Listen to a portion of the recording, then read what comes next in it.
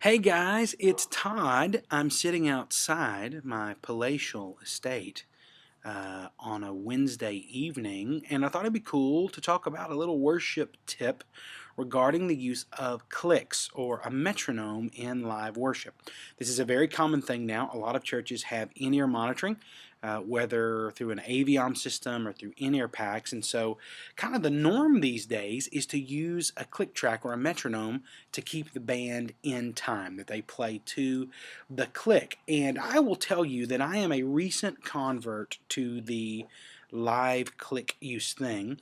I'm pretty new to it, and I've never been a huge fan of it. And I wanted to talk real briefly about my sort of discovery of a really incredible benefit to using clicks. Let me start with my objection. The problem for me with clicks personally has always been that I don't think that the band played as loosely or as creatively, or they were as engaged, able to listen to one another when they play with clicks. So that's always been a difficult thing when I've tried clicks. And then when I talk to people who use this live, they play to a metronome live, I've never really found any of their reasons to be all that great. For example, they say things like, well, we're able to do it at the exact tempo of the CD.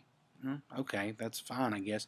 Or, well, we have stuff that goes on our screens that really needs to be synced up with the music. Well, that's cool too. I mean, that's fine, but that doesn't really apply to where I lead worship. And so I've never really found a real good reason to do it or to try it. And about 6 or 7 months ago at our church, I decided that that's what I wanted to do.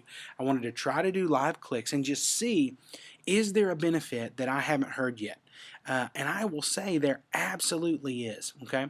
And that is this. I have found that using live clicks in worship helps everyone to play less. Everyone plays more simply when they're playing with clicks. Even me as the worship leader, when we're playing songs, we do songs that have drops in them or that have a transition to a bridge. And there are all these places in our songs where the band has to maybe stop and then come back in. And I find that I play very busy in those times, and I'll even jump the gun, like to let people know, here we go, here we go, here we go. The problem is when you do songs like that with a whole band, a lot of times other members of the band do that as well. And we all know that overplaying is a thing that happens, and it's a constant battle to play less, to play in a more simple way. And I have found over the past 6 months that when we are with click, that me and the rest of the band, we just play less because we've got something that in our ears is driving the music, and we don't have to stress out about, I got to keep going, I got to keep everybody on. And I have found that when I watch our service back, I usually video kind of at the back of the room, I'll video the service. I find that it makes a huge difference.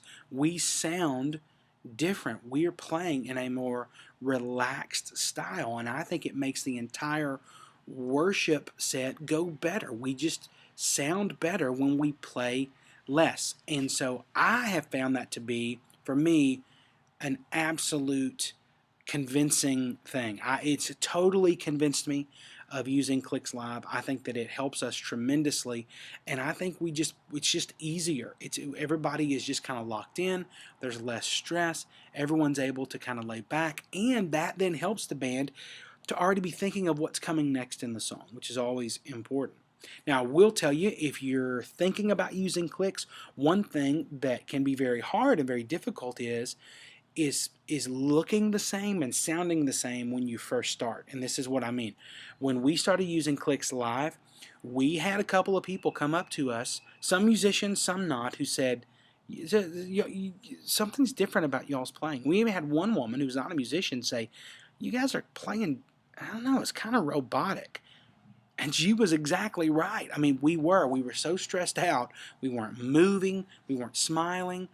All of the things that we naturally would do on a Sunday weren't happening because we're so stressed about staying on that click. And so I would encourage you, if you are thinking about it, if you're wanting to move into using Clicks Live, go easy, go gradually. What we ended up doing after that happened, we just started using them just as our Thursday night rehearsals, and we would not use them on Sunday. And we gradually integrated them into Sunday, because we wanted to make sure we were able to do it. We kind of built that skill.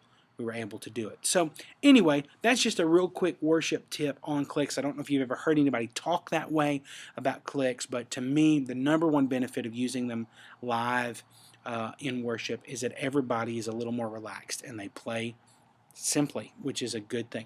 I'd love to know what you think. Some of you guys out there, some of you use Click, some of you have done it for a long time, some of you are brand new to it. I'd love to know what you think about this. Are there other reasons? Are there other challenges that have come up maybe in your ministry with using a metronome live?